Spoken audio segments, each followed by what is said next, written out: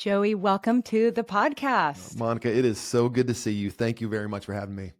Goodness, this is a long time coming. It It's been, is. months ago. Justin Whitmell Early, who I know my listeners love, emailed me specifically Mm. saying, you got to meet this guy. You got to have him on. So, again, for anyone listening that knows and loves and trusts Justin, Joey's your man. So, why don't you give a quick introduction? Tell us about yourself and your family. Yeah, sure. Again, Joey Odom, my wife and I, Kristen, I've almost been married 20 years. If Woo. she keeps me around for another few months, then we'll hit 20 in June. Yay. We have a son, Harrison, who is almost 16, a daughter, Gianna, who is 3 days away from being 14, and we live in Knoxville, Tennessee.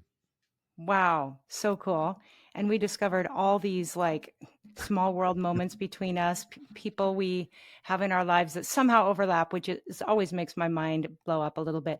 Well, tell me more about your kind of background professionally, Sure. and that'll lead us to our conversation. Yeah, Monica, I was in commercial real estate for 15 years, and I got a text out of the blue about 5 years ago that kind of upended everything. And it was from who is now my business partner, Heath Wilson.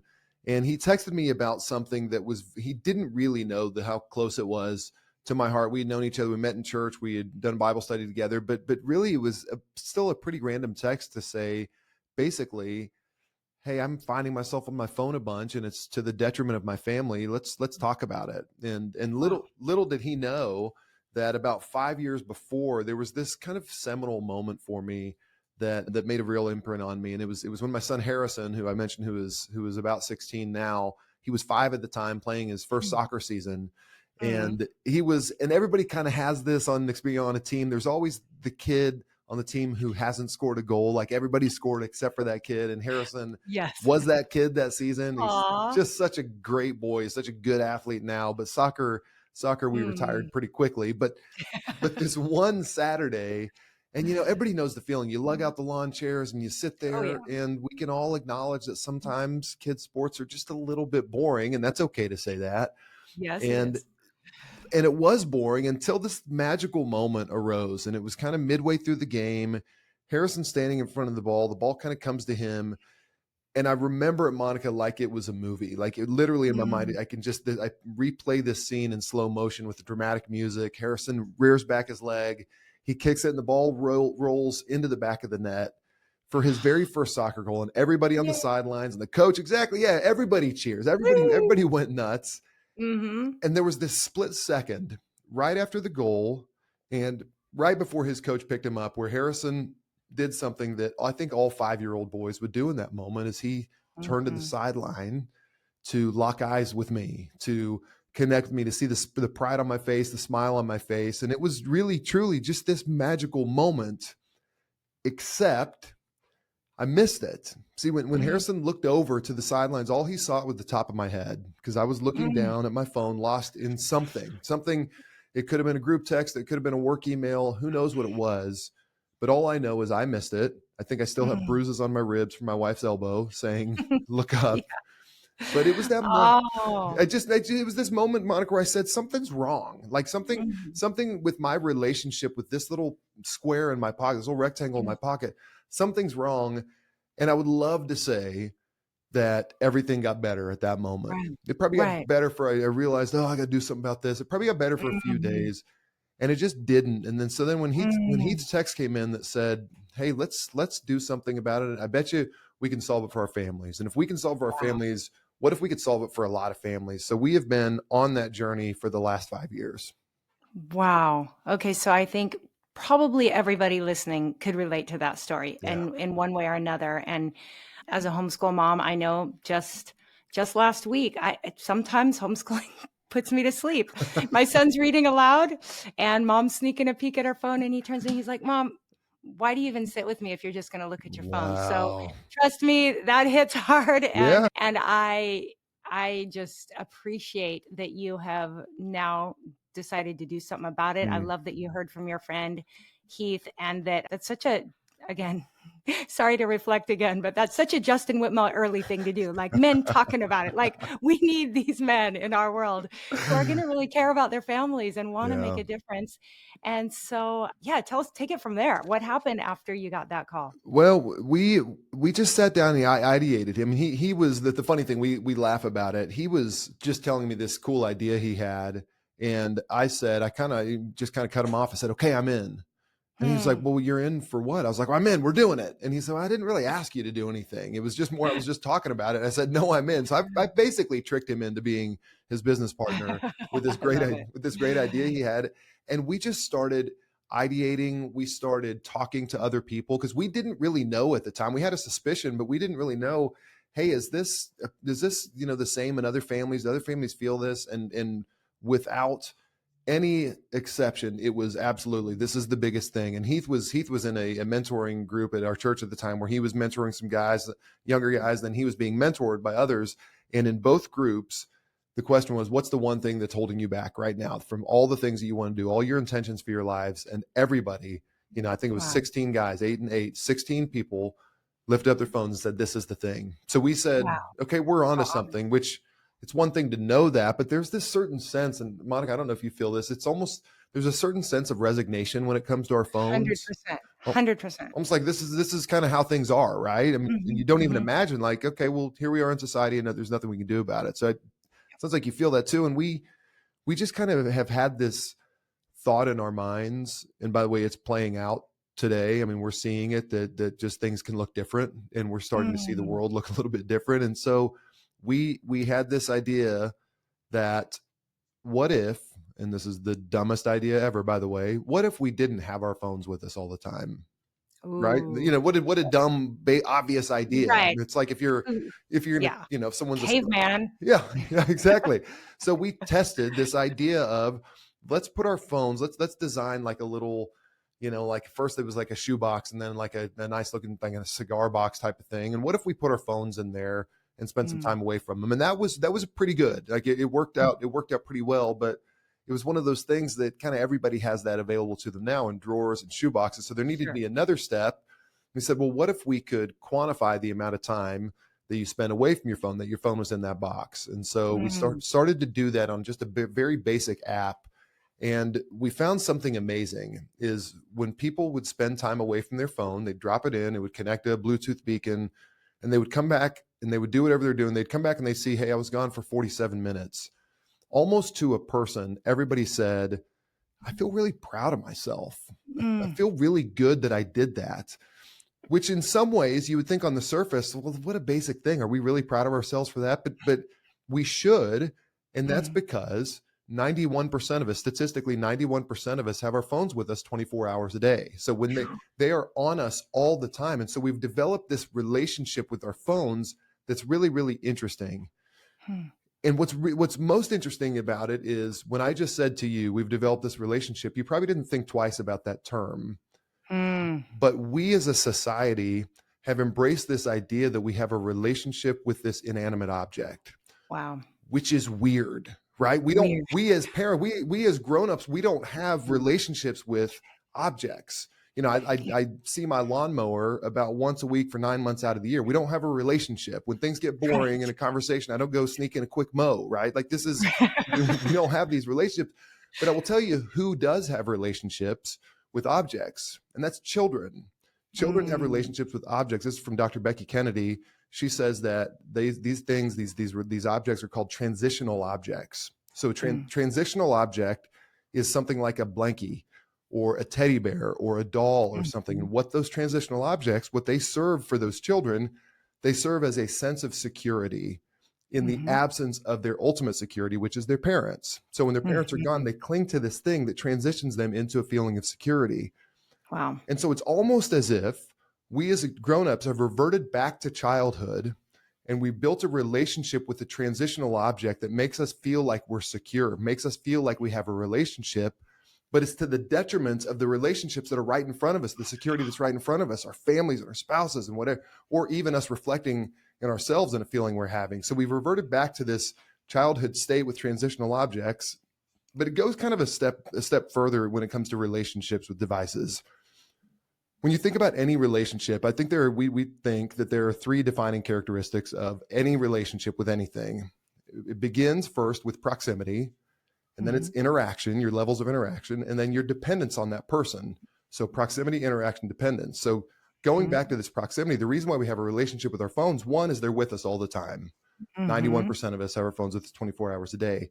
The interaction, when they are with us, we are interacting with them all the time. And you see the stats on the number of pickups, number of times we pick up our phone.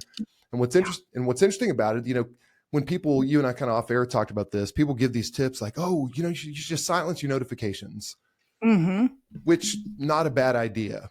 But 89% of our smartphone usage is self-initiated. It's not the notifications that are getting us. It's us getting ourselves. It's us initiating that. And when our phones are with us, we will interact with them. And then the third piece of it is this dependency. And this is where it gets a little bit tricky, because a much easier message is your smartphone's bad, get rid of it, get a flip phone. That's a lot more clear. It's a lot more understandable, but it doesn't really capture all the nuance behind this topic. We are dependent on our phones for a lot of legitimate things. You as a homeschool mom absolutely need your phone to interact and engage. Moms, for the most part, I don't want to be like overly stereotypical, moms run the home through their phones. We need our phones. We absolutely need our phones. However, in this whole process of developing a relationship based on proximity, interaction, dependence, what we've done is we've misprioritized. All of a sudden, that relationship with that gets in the way of our other relationships, our most important relationships all around it. Yes. Wow. That's huge. And I think it maybe should make us understand a little bit more, give ourselves grace, like what's going on here and how this has all come to be. I want to hear a little bit more about what you found, because I know that part of this process was figuring out what the problem is, who has the problem. Let's talk about parents first, and some of the findings when you looked into parents' use of phones.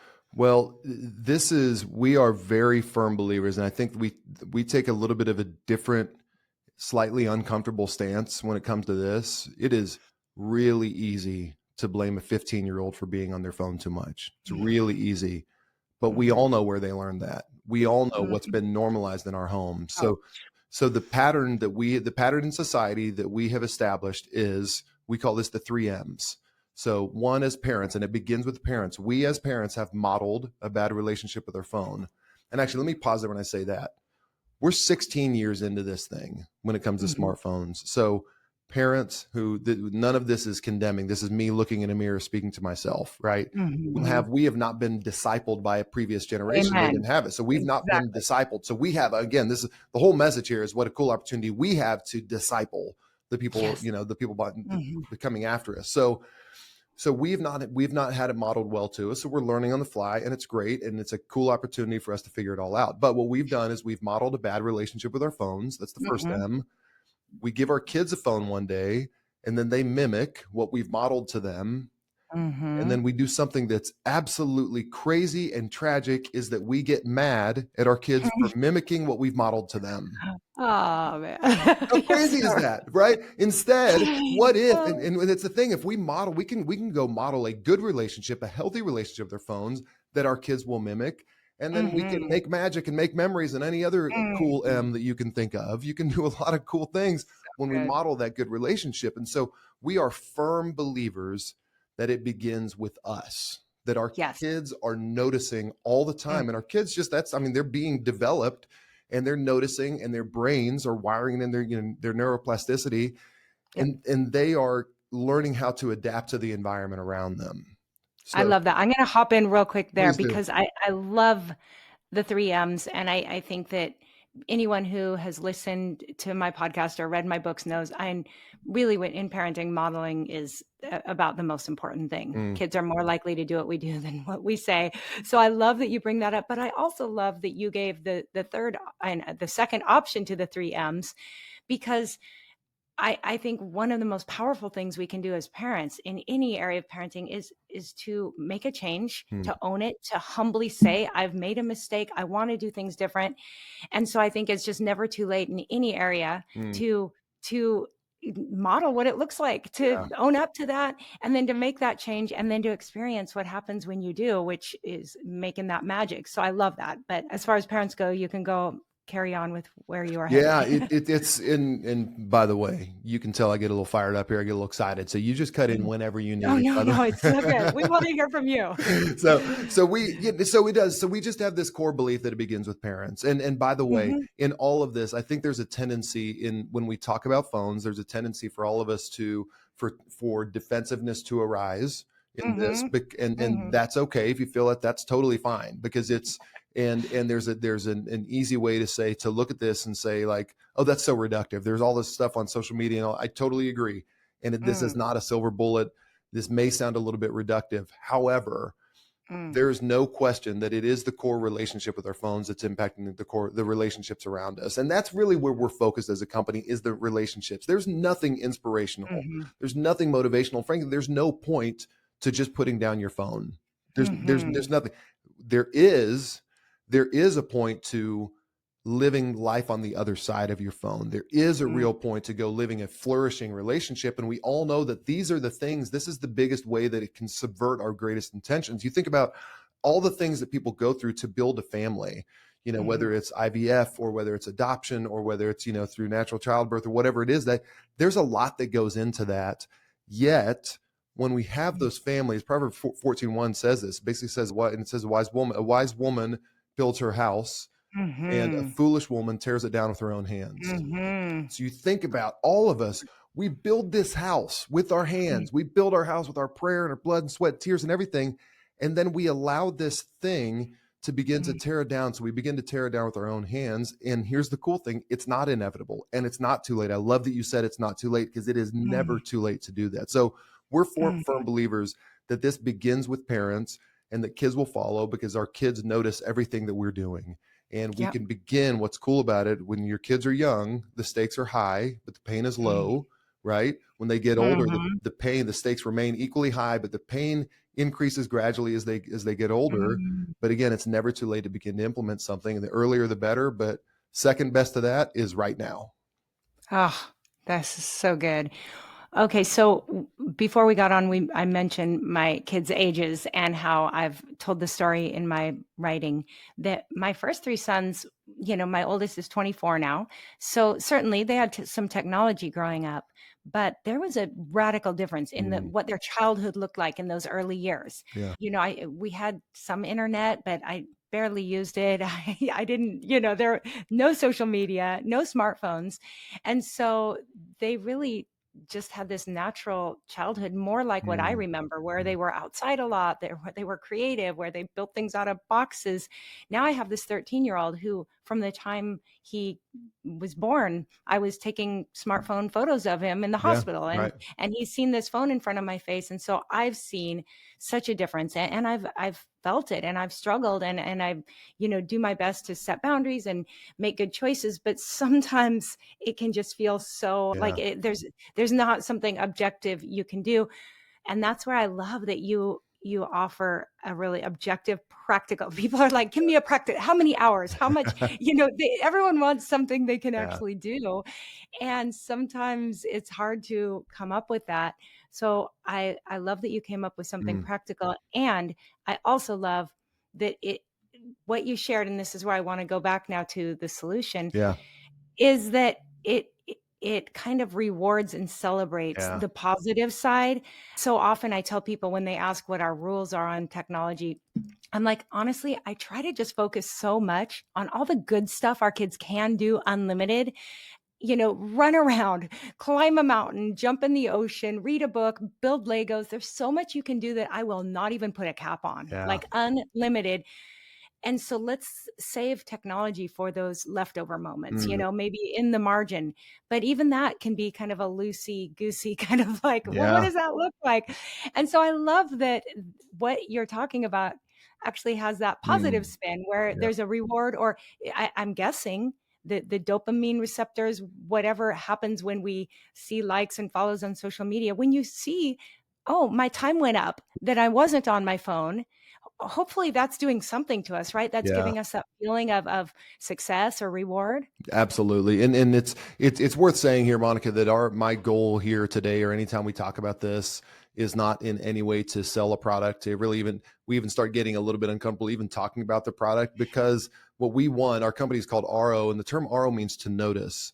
I want Mhm. people to live a lifestyle of notice. Whether you Yeah. ever buy a product, subscribe, remember with RO, that is the least of my concern. So I want to make sure the listener knows that. So in telling you what it is, the premise begins with the idea that our relationship with our phone is a habit, not an addiction, which is Good. controversial, which a lot of people could argue that. A lot of smart Yeah. people could argue that. But the truth is I a love very, very, very, very, very small segment of the population is actually addicted to their phones. Now, there are addictive characteristics to it. Absolutely. There are addictive characteristics to the algorithms on social media. But our phone Mhm. relationship, we argue, we approach from the perspective of a habit, not an addiction. I And like that. here's why that's so important is when you have an addiction, there are two things you do immediately. You say, I'm completely powerless and I Mhm. have to abstain from this thing forever. Mm. Alcoholics don't have one drink a day. Alcoholics have Yeah. 0 drinks ever. Mhm. When you look at this, and the other thing, when we say that, and you hear people say this and they talk about, it's almost back to the resignation comment. When you say like, oh, I'm so addicted to my phone, you almost kind of half laugh about it. And in Mhm. doing so, you're kind of casually excusing yourself from your Yeah. relationship with your phone. Like, oh, nothing I can do about it.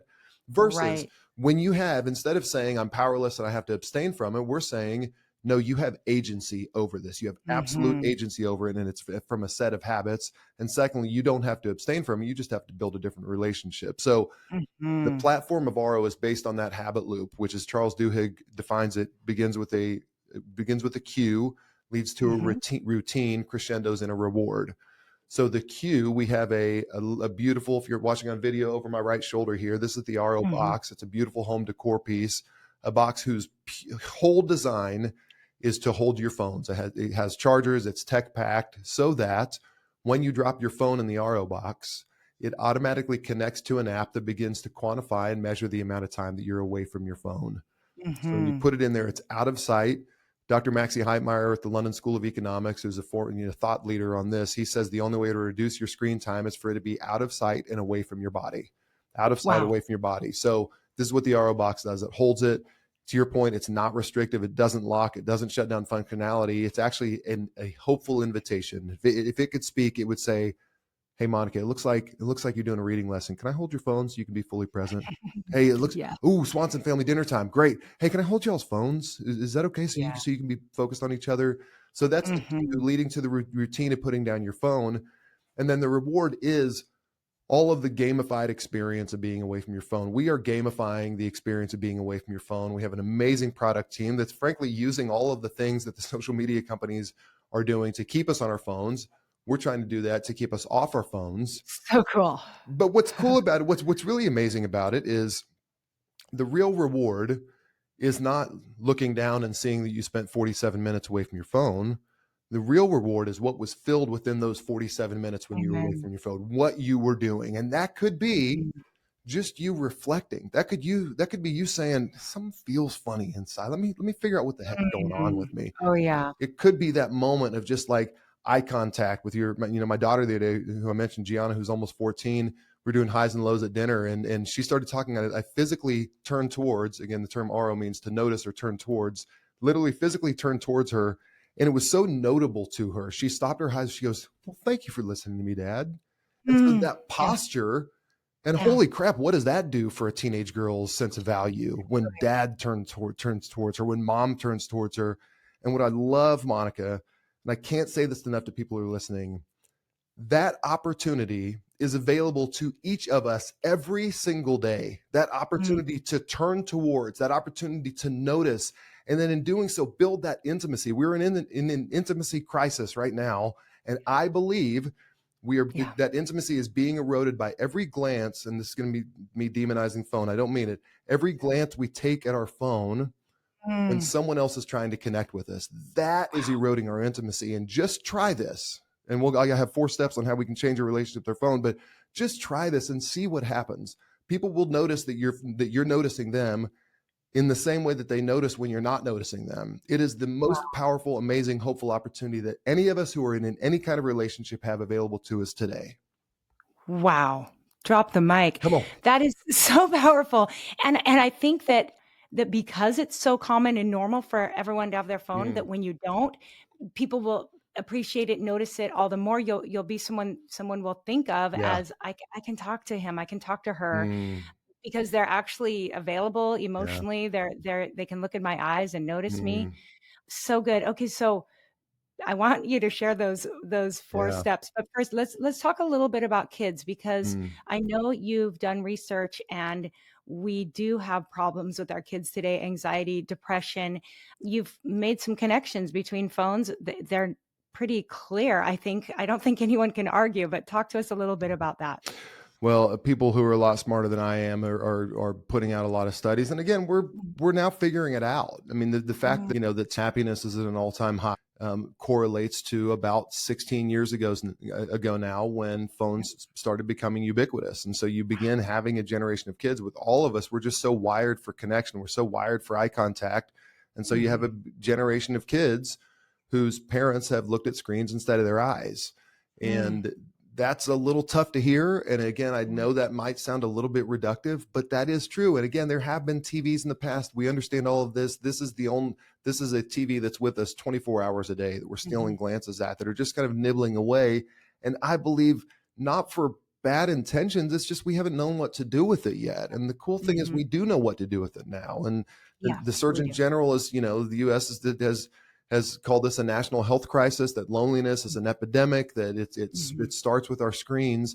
And so we kind of know it. And mhm, what's really neat about this, when you think about this almost as with parallels with smoking, how mhm, smoking, we all knew it was bad for us. And then we found out, oh, it's also bad for our kids. mhm. Okay, Yep. now things will change. And I love this stat that I've stumbled upon, is that since we began tracking adult smoking, smoking has declined by 78%. Wow. Since we began tracking kids smoking in kids, it's down 78%. The exact same amount, the exact same Mm, percent decrease from adult smoking and kids smoking. So that's telling us, okay, they are learning it. It is normalizing it. It is mm, going to perpetuate, and it's going to pass on. And so we have this opportunity now that we know the detriment that it's having on our kids. We know, I mean, think about all the stuff we do for our kids, violin lessons and language lessons and private sports lessons and all this stuff. Yet we're leaving to chance the thing that has the highest potential to derail them in mm, very, certainly some nefarious ways, some terrible ways, mhm, all the, bad stuff you can get on there. But even just from, how about just from a basic level? How about from a sleep perspective? mhm. Think about, I mean, we all know the most effective form of torture still, after thousands and, whatever, how many years of humanity, the most effective form of torture is sleep deprivation. Yeah. It's Mhm. still just deprive people of sleep. They won't be able to think cognitively. Nothing will work well. Yet our kids are suffering from just a lack of sleep. Just that Yeah. practically Yep. alone, we know the effect that it's having on it. We know, and we could throw all the stats at you. We also just know it by looking around. We all know Yeah. it. We all feel it. We all know Yes. what it is. And again, I'll be a broken record and say it again. We just don't have to be resigned to it. This doesn't, Mhm. it doesn't have to look this way. It's how it looks I right agree. now. But there's no question this can look different. I know that. Awesome. Awesome. And here's why I know this, because I'm the chief of sinners. You're talking to him. Mhm. I was so bad, Monica, that I had to quit a career of 15 years and start a company to fix it. That's how bad I am. And the cool thing is, nobody out there listening has to start another company. We got it. Don't Right. worry. I love that. But I it love can that. look Well, different. yeah, but I'd love to hear, since it was a few years between your first kind of, we can call it a wake up call, Yeah. and then you started this company. You made some radical choices for yourself and your family. Can you just share some of the changes you've seen, maybe in yourself and your family? Yes. One of my favorite stories, it's my daughter, Gianna, who I've mentioned. This was close to 5 years ago now. So we've been on this journey for about 5.5, close to 6 years. So about 5 years ago, we watched a movie together, normal movie, Friday night. And at the Mhm. end of it, she turns to me and she said, "Daddy, did you know that's the first time we watched a movie and you haven't had your phone?" Sh- Whoa. she wasn't punishing me. She wasn't Mm-mm. praising me. She was making a statement of fact, period. She had noticed all those She times had noticed every when single you one of those times. probably didn't think, "Oh, And wow." she noticed the time I didn't. And you could get that could feel maybe a little bit like a gut punch, but it actually got Mm. me happy. That felt like a reward. And I Yeah. thought, I can't wait to watch another movie, to do it Yeah. again, to be her hero Yeah. again. So I told her that story again about a month ago. We were driving and I said, oh, I told the story about when we watched the movie, and she laughed. Again, she's almost 14. She said, that would be so weird if you had your phone during a movie now. How weird would that be? So we have Wow. renormalized great Awesome. behavior. She's 9 years old, she's Wow. 14. I think, and by the way, I think that same reaction would happen at any age.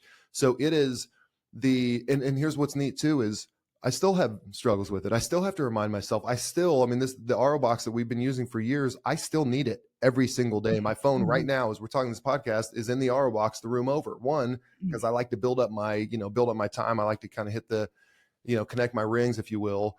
Yeah. But I need it when I get home because I know if it's on me, I am going to use it. I just am. Mm. And Mhm.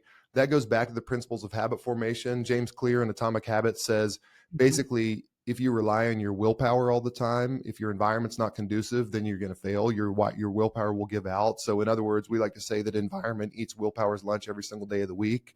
So Mhm. when your environment is Mhm. conducive to your goals, then you don't have to then rely on willpower to achieve them. Because if you do, it's just going to give out. Oh, that's huge. I love it. That's so helpful. And again, practical. We all need those, I'm always happy when my 13-year-old, he's trying to get on my phone all the time. And I love it when I'm like, I have no idea where it is. I don't have it on me. Like I feel all proud but then I honestly don't know where it is. And then I search for it forever. So I love having an actual place Right. and being able to kind of see your time and challenge yourself to grow in that area. Yeah. And so powerful. Well, for those listening who have never heard of this or want to check it out, can you just point us to where we can find out more and Yeah. perhaps get started on for our own family? Absolutely. If this is useful for you, again, we'd love for you to go to goro.com. Just learn more. We're on Mhm. GoRO. Mhm. Curious, just take a look there. We do believe there's hope here. We do believe this is the most effective way to do it, but Mhm. please begin today, even with or without RO, it does not matter. Please put some physical distance between you and your phone. That's one of Mhm. the, I know we're wrapping up, but just on one of the things we say, that the second of the four things that we Oh say. goodness, wait. We got to go back. Yeah, Sorry, we no, got to you're do the fine. four. Do you mind? I'm sorry. I'll do it Yeah. quick, but I do think these are super important. The first one I alluded to earlier, which is recognize your own position of authority here. That the power is in your hands. So one is the first mindset shift that says I can do this, and thinking back to the three M's to put it to Mhm. parent, stand your kids' relationship. So model a Mhm. relationship you want them to mimic. That's number one, is Mhm. understanding your power there. The second one is to start, and I know that sounds very basic, but I want you Mhm. to start daily and small with time away from your phone, physically distant time away from your phone.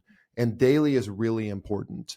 That Mhm. establish rhythms every single day with some time, and I want you to start very small, because this generally, if you're in the 91% club of who always has their phone with them, it's going to feel a little bit uncomfortable to join the 9% club. You're jumping over to the other Mhm. side. So begin very small, begin with a lot of grace for yourself. And if you miss a Mhm. day, have some grace and jump back in. It doesn't matter. So starting small, I recommend 5 minutes a day, Wow. and just start a little bit, and then progress a little bit. Make it, you're building a muscle, so build a little bit more the next day.